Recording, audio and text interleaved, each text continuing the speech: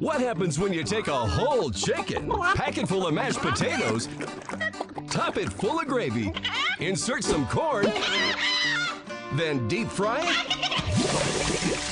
You've got yourself a meal. Hello there, welcome back to another episode of Arcade with Alvin, where today we're going to be making the stuffed Pollo Todo Frito from Cluck and Bell in GTA. It's a whole chicken, seemingly with head on and the feet, filled with gravy, mashed potatoes, stuffed with a corn cob from the back entrance, and fried completely whole, leading to a whopping 17,500 something calories. Now, I don't know about you guys, but that sounds fun and dangerous. Let's do it. So, with the help of Rachel, we were able to source a complete chicken with its feathers plucked off. Head on, feet on, everything there, except for maybe its dignity. We were assured by the butcher that this was an ethically raised animal, so we will take his word for it. Although the things we are about to do to this chicken may not be so. Upon looking at the anatomy of the chicken and examining the front end and the back end with both my hands and a metal chopstick, let's just say that the entrance may not be as accommodating as the commercial might imply. Already filled with guilt, I am going to try and employ a different kind of method.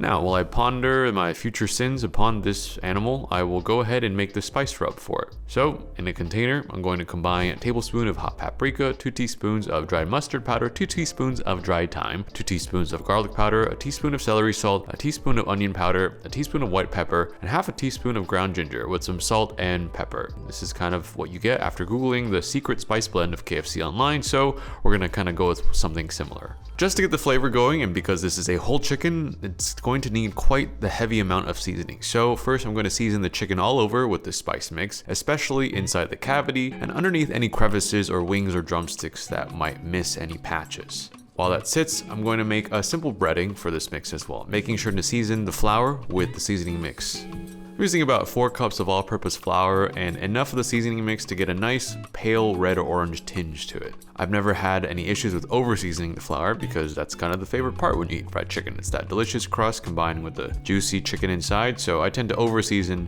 instead of under-season on the flour. Okay, now that our chicken has been rested for about 10 minutes or so and some of the water has started to come out of the skin, I'm gonna go ahead and coat this in our seasoned flour mix, making sure to get all the crevices like before, as well as the inside cavity as well.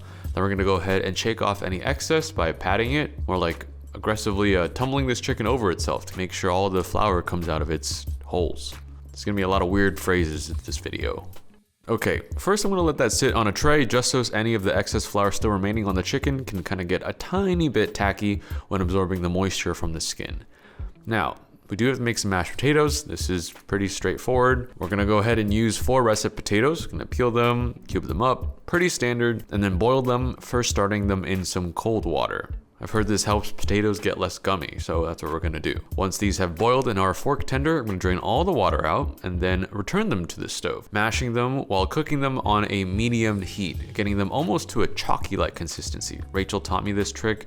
It kind of helps get any of the extra moisture out, so that way you have more room for that delicious butter and cream that we're gonna add in that really makes mashed potatoes taste like mashed potatoes. I'm gonna go ahead and throw in a whole stick of unsalted butter, followed by an appropriate amount of milk to get you the consistency you want. I don't think there's really a super right or wrong answer for this. Some people like thick mashed potatoes, some people, like us for this video, I'm gonna need them on the smoother side, so we might add a little bit more milk. Then we're gonna go ahead and season the taste, make sure that this tastes pretty good. And then we're gonna go ahead and make some gravy. This gravy recipe is pretty straightforward as well. First, we're gonna start with a 1/4 cup of butter with a 1/4 cup of flour, making a simple roux. And then based on some online research saying that KFC gravy tastes really good because of both maybe beef and chicken flavors, we're gonna make a beef stock and add that in, along with about 2 cups of stock and 2 cubes. I'm gonna slowly whisk this to make sure there aren't any lumps, and I'm gonna go ahead and finish seasoning this with some white pepper, some kosher salt, and black pepper. Once the gravy is ready and tastes pretty good, I'm gonna go ahead and set that aside. With Rachel's help, Rachel's gonna go ahead and open up that cavity real nice of the chicken while I inject the potatoes and the gravy, not from the front end, from the commercial, but rather from the back door. There's a larger hole back here. more access, easier to maneuver around and to insert anything we need to. First, starting with a little bit of potato. I would dislike if any of the gravy came out the front end during the frying process. That would be a weird version of regurgitation. So sealing that, making sure that we're safe with a little layer of potato at the bottom of the cavity, and then taking a whole corn cob and very indelicately shoving it down the cavity. Ah yes, Grand Theft Auto, ladies and gentlemen. And just to be safe, I'm going to use a little bit more of this mashed potato to seal any excess holes and crevices, making sure that the corn cob plug is secure. This really needs to stay plugged up, or else we could result in a large disaster in the fryer. Okay, just so that we get more of a complete breading setup. Okay, I'm gonna give this chicken a buttermilk bath all over, making sure that we coat everything. Dip it all in flour once more, just to make sure that we seal any of those entrances and exits. And also ask for Rachel's help on this one to lift it up so that way I can pat the flour between all those little nooks and crannies and holes. All right. Now, while we were working on this chicken, Rachel graciously helped us set up a nice deep frying setup outside. Because you're frying a whole chicken, this is kind of almost like deep frying a turkey. We kind of need to be in a safe environment. I also would highly recommend not attempting this at home unless you have a lot of experience in this area and if you have a fire extinguisher or the local fire department on standby, as there is a chance of imminent explosions and flames. Not the good kind.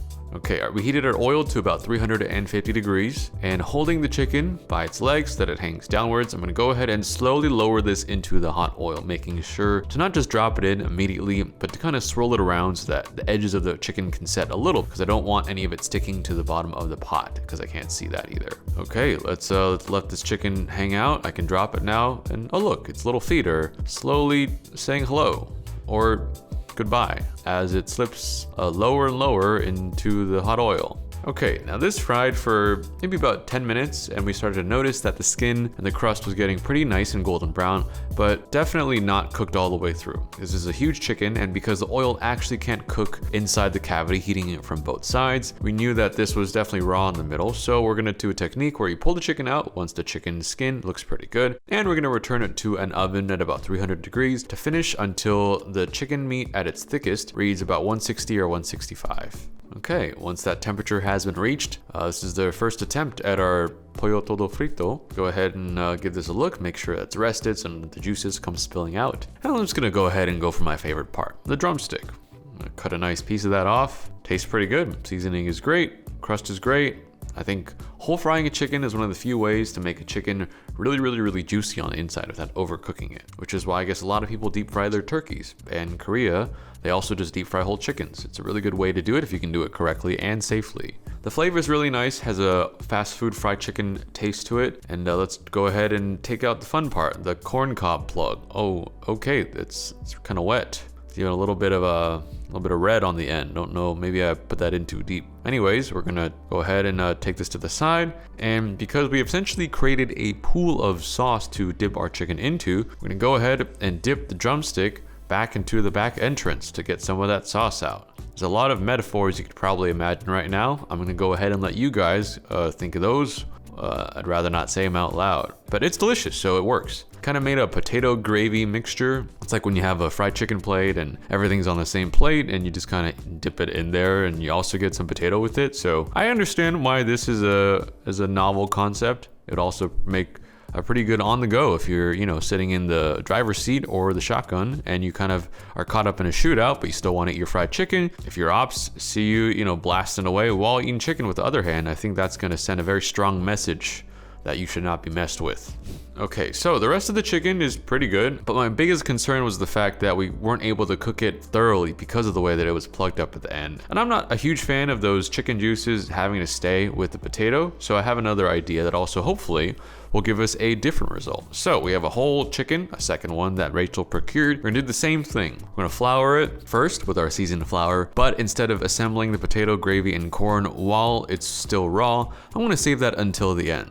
And taking notes from our previous whole fried chicken videos, I'm gonna go ahead and double dip here. So again, back into the buttermilk for a second time, and then use our dredge to kind of get a really nice thick coating and a nice crust on it, hopefully for better insulation, better crunch, better flavor, and it'll hold up a lot better in the fryer. Now we're gonna take this back into our oil, same thing, hold it by the leg, slowly leave it in to fry for a little bit, and then letting it drop. This one fried for about 15 minutes at a lower temperature, about 325. And again, because this is a whole chicken, it's a little bit larger. By the time the skin and coating got nice and crispy, the inside still wasn't quite there. So again, we're gonna have to throw this back into the oven to finish off the cooking. Not as nearly as long as the first one, as it cooked a lot quicker. And so after removing that and inverting it on its head, it is now time to fill the chicken. Because of the excess breading steps, we have less of a cavity to work with. So I'm gonna go ahead and excavate some room, taking the excess breading to make room for our delicious potatoes. This gives us a lot more control on having the potatoes and the gravy not mixed with any of raw flour or chicken juices. And yeah, we had to go ahead and cook this corn cob ahead of time. But now, once that's all plugged up, I'm a little happier with this version of it. It feels a lot more cooked and cohesive, and a lot more crispy as well. And the chicken is definitely more evenly cooked overall this time around. Eating the drumsticks and stuff, I definitely prefer a chicken with a deeper crust when I'm eating fried chicken, so this was more for my taste. And you know, you can take the chicken again and dip it in the sauce in the middle, also delicious. Here's the fried chicken head, hold. Let's give it to Tony. Tony likes that. And yeah, let's go ahead and take this corn again, make sure that we get a nice coating of sauce around the cob, making sure we get all of that in there. Just, you know, maximum flavor. And yeah, that corn is delicious as well.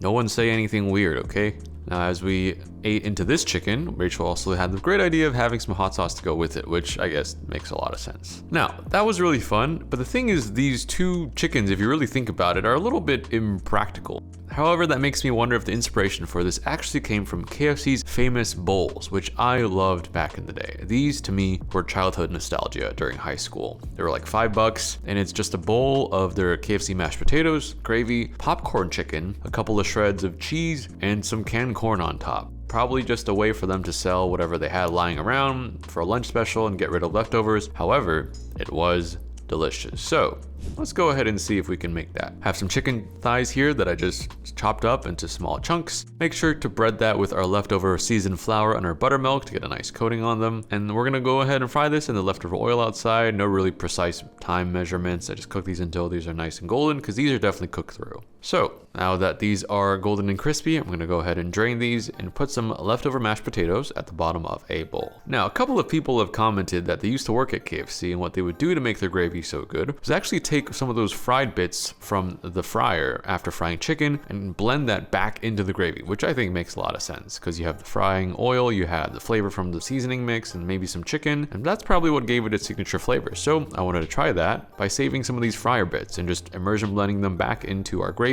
which has thickened a little bit by now, so I'm gonna add a little bit of milk, or half and half. Once that's all blended up and nice and smooth, we're gonna take this finished gravy, put it on top of our mashed potatoes, get a nice sprinkle of our popcorn chicken, and top that with some cheese shreds and canned corn. Just to make sure that the cheese is a little bit melted, I'm gonna blast this in the microwave for about 30 seconds, and yeah, this is our version of the KFC famous bowl, a throwback to many years ago, where going out to lunch was a privilege, and having one of these meant you were the king of the school. I was actually really full of other chicken by this point, so I had Tony try this one. He really liked it. But wait, we're not done yet. There's a little bit more.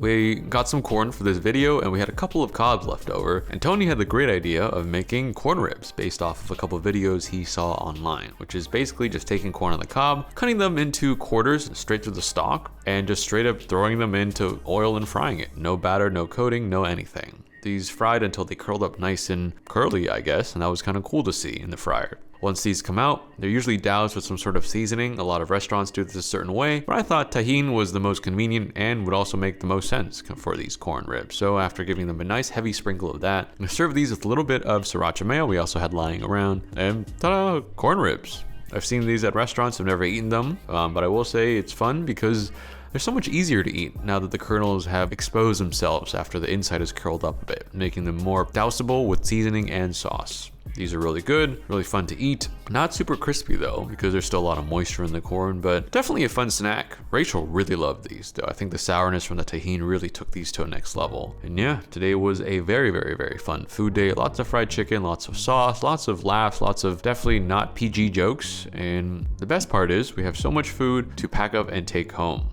I was particularly excited for this because something about eating cold fried chicken straight from the fridge that just makes it taste so much different, but also really good in a way. Okay, I think it's about time to take a nap for the next 10 years. Maybe hopefully by the time I wake up, GTA 6 will have finally launched.